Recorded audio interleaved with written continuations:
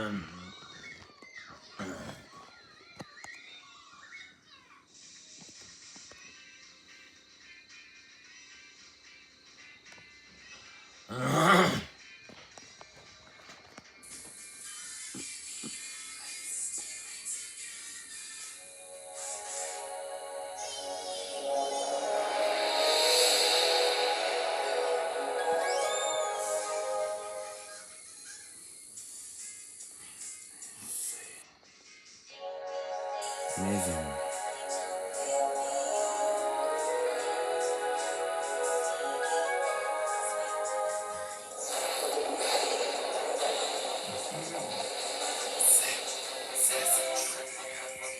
It's a classic storm scenario.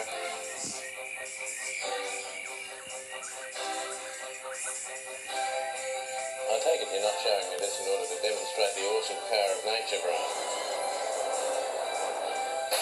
They kill those Darcy and they poison Phalanx, so you be careful. And here's the thing that was going to make Now that's one marvellous way to make compost, and it works beautifully. This is truly heavenly. So, come on.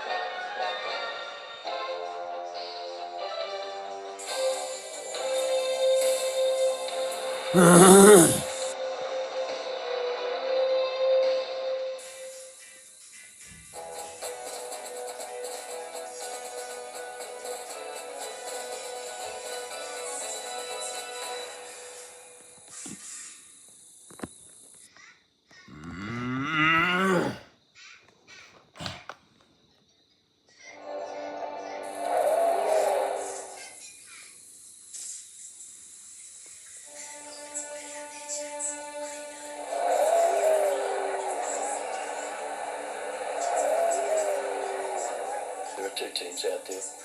One is playing cricket. The other is making no attempt to do so.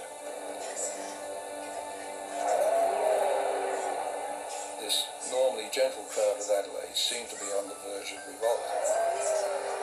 Some of the English players later said that they were sort of working out ways of grabbing a stump to defend themselves with, swarming over the pickets.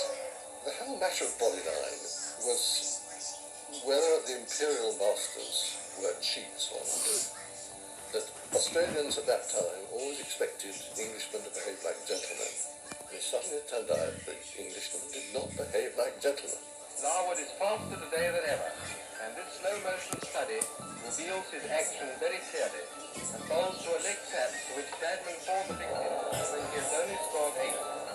Bradman knew very well that everything that was being organised by MCC, by Jardine, and the Pace Battery was aimed at him.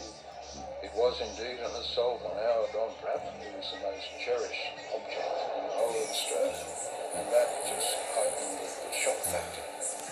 I think was the most emotive word in the whole world of cricket, which is saying something. It's so long ago, but it was so devastating to Anglo-Australian relations. Rocky Wilson did make this famous remark when he heard that Jardine had been appointed captain. He said, "Well, we may win the Ashes, but we may well lose the Dominion."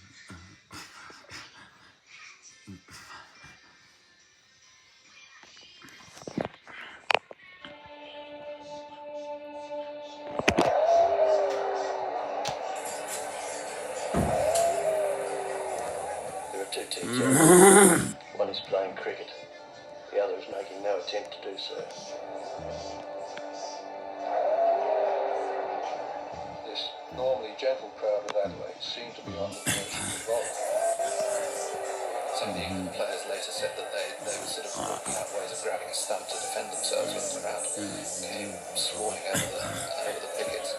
The whole matter of Bodyline was whether the imperial masters were cheats or not. That Australians at that time always expected Englishmen to behave like gentlemen. And suddenly it turned out that the Englishmen did not behave like gentlemen. Larwood is faster today than ever, and this slow-motion study reveals his action very clearly and bowls to a leg tap to which Bradman falls a victim when he has only scored 8. Bradman knew very well that everything that was being organised by MCC, by Jardine and the pace battery was aimed at him. It was indeed an assault on our Don Bradman, who was the most cherished object in the whole of Australia. And that just... I think bodyline is the most emotive word in the whole world of cricket, which is saying something. It's so long ago, but it was so devastating to Anglo-Australian relations. Rocky Wilson did make this famous remark when he heard Jardine being appointed captain. He said, well, we may win the Ashes, but we may well lose the Dominion.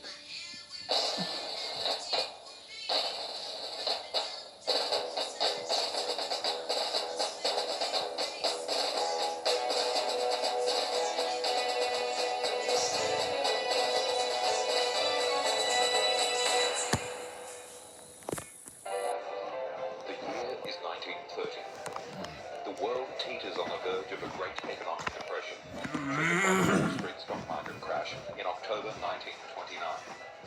It was in this time of fear and great uncertainty that two of Australia's greatest sporting icons would make their indelible mark on the national psyche. In the 1930 Melbourne Cup, a horse by the name of Bodyline would win the race that stopped the nation, carrying 62.5 kilograms, over 4 kilograms more than any other 4-year-old horse had ever carried in the Cup.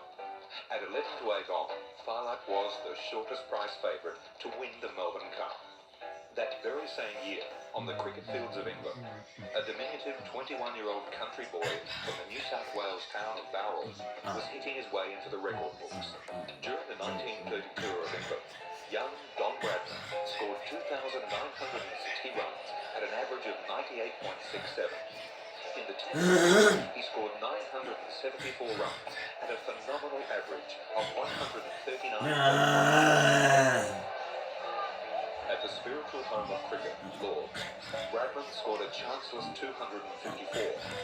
At Leeds, he scored 309 in a single day's play on his way to a then record 334. In the final test at the Oval, Bradman scored 232. The greatest challenge W.G. Grace was D.G. Bradman.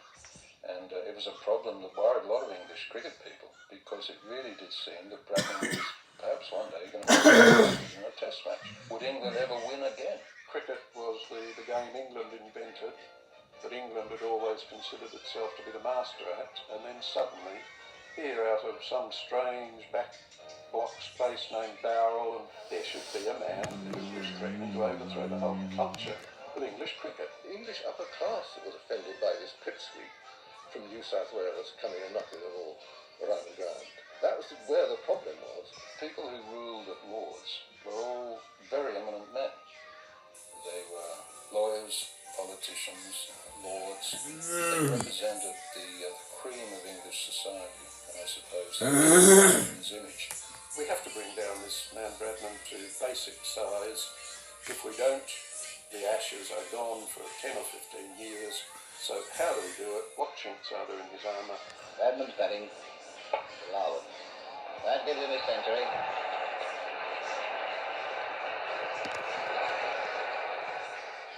The man that the MCC charged with the responsibility of taming the Bradman Colossus and restoring the prestige of English cricket was Douglas Robert Jardine. A definition of cricket which has always struck me as being the only worthy definition of cricket.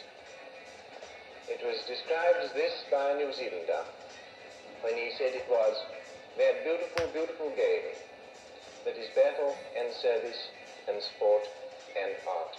My father was born in India, where his father was a judge in Bombay, and from a small boy he was sent across to the UK for his education, first at Horace Hill Prep School and then at Winchester and then on to Oxford. And in all that time, he only would get back to India to his parents once a year in the long summer holidays. Winchester College was founded in 1382 by the then Bishop of Winchester, who came from a town, a village nearby called Wickham, and was known as William of Wickham. They decided at some stage, when old boys of schools were accorded names, that Wickham is the boy from Winchester College should be called. He was, of course, here when the school was racked with the First World War, and daily, weekly, the death toll of Wickham was unfolded. It must have been a terrible time. They were expected to run naked in all weathers out to the bathhouse, when it was snowing, and there seemed to be quite a lot of time set aside during the day for corporal punishment. During the First World War, there were some very serious food shortages, in addition to which there was a certain amount of enforced labour on local farms as part of the war effort. So that was his childhood. The Spartan upbringing in the austere surroundings of Winchester College, one of Britain's oldest public schools, would shape the young Douglas Jardine's philosophy towards life and cricket. I think he was marked by his education at Winchester and the feeling of being of service that's instilled into students there. And he was perhaps rather establishment, I think you would say, in outlook. These public schools were set up to educate young men to go out and run the empire. And he was very much a product of that system. The Bodyline story is said to have had its genesis during the fifth test at the Oval in 1930. Bradman was batting in a very important partnership with 20-year-old Archie Jackson. After a lengthy delay because of rain, the players returned to the field of play. England fast bowler Harold Larwood began to make the ball fly on the moist pitch. Archie Jackson did get hit black and blue. He made a very valiant 73. Bradman creamed on to 232. And George Duckworth, the England wicketkeeper, noted that Bradman seemed to be flinching, and this was so untypical. He put his feet normally where he wanted them to. Now he was putting them where the bowler wanted them to be, and they weren't always in line. He didn't get hit. Archie Jackson did. My father told me that they had watched films of Bradman batting to try and discover any small weakness that he might have, because nobody seemed able to stop him from He thought to have flinched when facing Harold Larwood. Well, he went on to score 230 odd, so he obviously wasn't struggling too much. But Jardine got a film of this innings, and at the moment when Bradman flinched, Jardine is supposed to have said, "That's it, he's yellow." Jardine would base his plan of attack on a form of bowling known as leg theory, a purely defensive tactic that proved successful in curbing the batting of the immortal Victor Trumper some 20 years earlier. Frank Foster had bowled so well for England in Australia back in 1911-12 with S.F. Barnes. Now Foster was not attempting to intimidate. To Victor Trumper, he was pitching the ball outside the off and rapping him on the thigh because the ball was moving so sharply. And he had a leg side field, and these were the things that Jardine studied. There's a world of difference between leg theory and bodyline. Leg theory is something just to keep you, to shut you up, bowling down the leg side to a leg side field. Jardine called his plan fast leg theory, but the cricket world would later come to know it as Bodyline. It involved a fast bowler bowling short rising deliveries at the batsman.